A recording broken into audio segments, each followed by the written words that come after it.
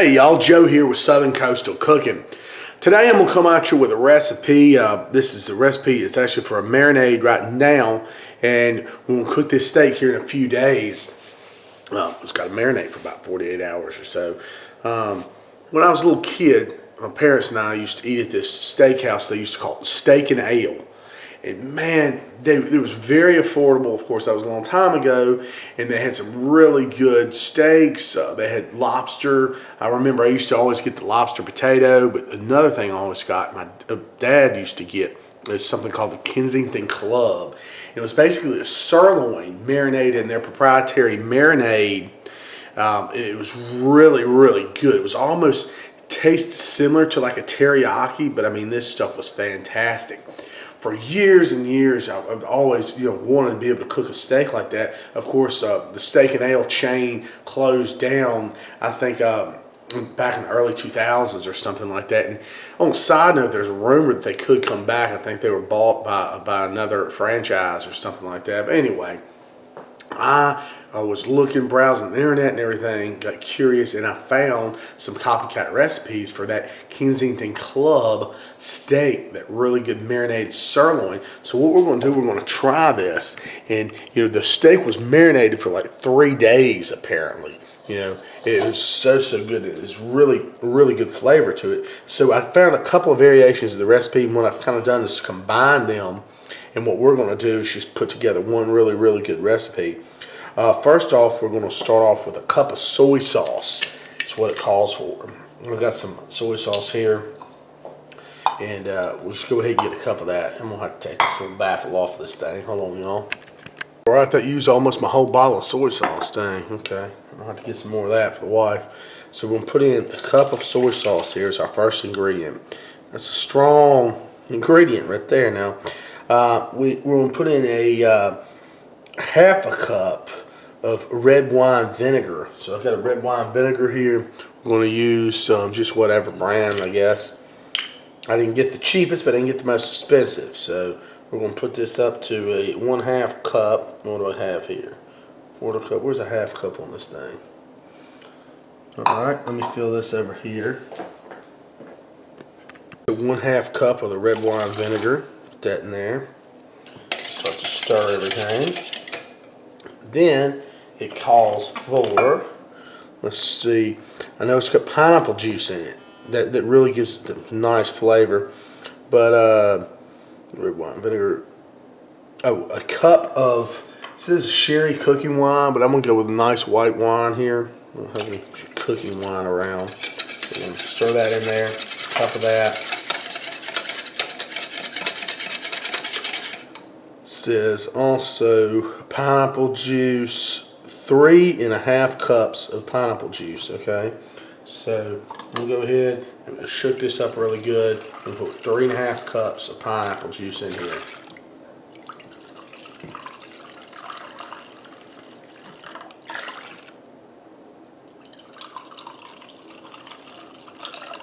There we go. That's making a lot of marinade. I almost was going to make a double recipe, but we won't need it for sure. Dry ingredients, it says 1 teaspoon of garlic powder and 3/4 cups of sugar. So let's get that. Teaspoon of garlic powder. And look, another recipe said to add some minced garlic. So we won't add this teaspoon of garlic powder. I'm also going to add a little bit of minced garlic as well, just to make sure. A little bit of the minced garlic too. Oh man, that smells great. And then we're going to come in with some sugar. It calls for sugar. Let's see how much, just white regular sugar. It says 3/4 cups of sugar. So we'll put that in there. All right, 3/4 cup sugar. And we'll mix this in really, really good. Also, just out of my own idea, I'm going to put in a couple of peppercorns, just whole black peppercorns. I think that'll give this a little bit of flavor. Just put in a few peppercorns. I think that'd be really good, y'all. So we'll stir this for a couple minutes and we'll come back. Now, we got our sirloin steaks. Got some nice USDA choice top sirloins.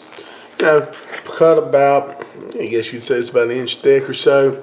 We're going to put these in a gallon-sized Ziploc bag, and we'll just pour a marinade in there. We'll let them marinate quite some time because, you know, we want all that marinade to get in there. I might not quite go 72 hours, probably go more like 48. But some of the recipes said you can marinate up to 24 hours, and one or two of them said 3 days. So we'll just go kind of there in the middle. I mean, it's a great marinade. I don't think you get really too much the marinade flavor in there. So we got this here. We'll just get these steaks in here kind of evenly and stir that like that. And we'll pour this marinade in there. We can do this without making a huge mess here out on the counter. Yeah, spill a little bit, not bad. All right, so put that in there. We'll seal this up, y'all. We'll go in the fridge here for at least 48 hours, and we'll get back to you. Y'all, Joe here at Southern Coastal Cooking. Tonight we're going to finish up those Kensington Clubs. They've been marinating. Today is Wednesday night. They've been marinating since Sunday evening. So we're going to get them out. Can't wait to give them a try. Let them dry out just a minute, and then we'll get them on the grill. Let's remember how to marinate there in the refrigerator. Go ahead and get them out here and put them on. Oh, wow, yeah, they got a lot of marinade to them. So put them on this little cookie cooling rack and let them just kind of let all the excess marinade get off of them. Smell great. Pull the peppercorns off and we'll get them on the grill. Y'all, they smell absolutely wonderful. I'm gonna go outside and get the Napoleon fired up, cook them on the gasser. They're gonna be absolutely fabulous, y'all, I'm sure. All right, y'all, I'm out here at the Napoleon, and think what we're gonna do. I've got this on about a medium heat here, medium lower heat. I'm gonna let this heat up just a little bit. I'm gonna get the steaks. I'm gonna kind of do a reverse sear, let them cook over here for a minute, and then we will transfer them over there to the super hot searing burner. He's gonna be great. This Napoleon's awesome, awesome grill, y'all. But y'all, want to go ahead and put these steaks on Napoleon over here. About, like I said, the medium heat side or so. And well, I had it on a little bit higher here. That's kind of a sear there, but that's fine. And we'll let them go. Turn that on down there. Let those go a couple minutes on that side, and then we'll flip it. Might even not have to use the sear burner. In a couple minutes, we can go ahead and give these a flip, just in case. Let's see, got that pretty good hot sear there on the other side. Yeah. So we're going to go over on this new side. We'll go about 2-3 minutes, just like that. Then we'll put them over there on the sear burner probably. Alright, y'all, they've been on this side for a few minutes now. Give one more flip.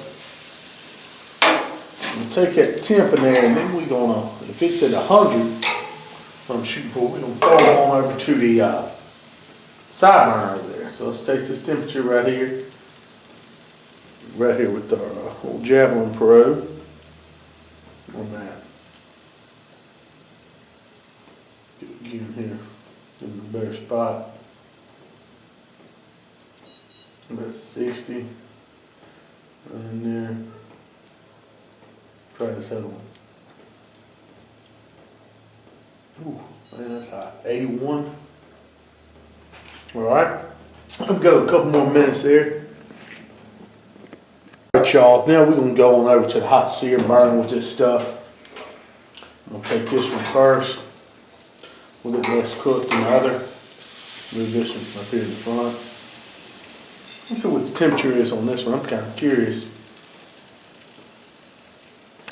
I know it was 80 last time. We got here, still about the same, 75. I'm gonna take this other one over here, this one, and we'll move over here to our hot sear burner and go ahead and get it seared. Put that down right there. Yes, sir. That's what I'm talking about. Searing that good old steak. Man, that looks good. We'll sear it on both sides. And oh yeah, delicious.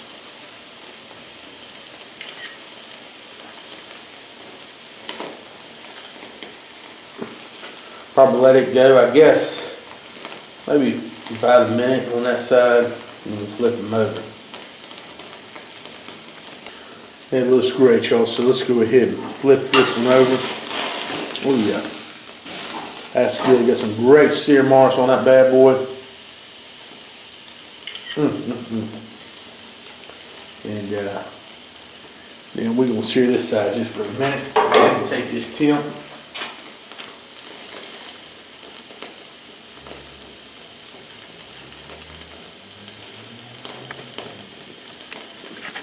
That should be just about good there, y'all. Oh yeah, a minute and a half or so about each side. Go ahead and take this off, set this on the side, and we'll go with the next one. Oh yeah. All right, I think my second one's done just about as well. We'll go ahead and take this off and bring them both inside, and we'll slice these delicious pieces of meat up, y'all. Gorgeous meats here, just beautiful. All right, so I got them right down here on my protein cut board, and we're gonna cut into them, man. They sure do look nice.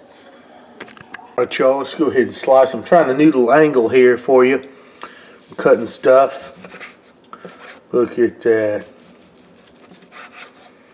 Look at that beautiful piece of meat there. We're using some of our little blade lights by SOG. Oh yeah, a little light on the subject. Let's try that with the light on. Yeah, that's pretty cool there. Now, the deal is, let's taste it. See what's up with that. That's fine. Get a taste. Question is, does it taste like the old Kensington Club from back in the day? Let's see.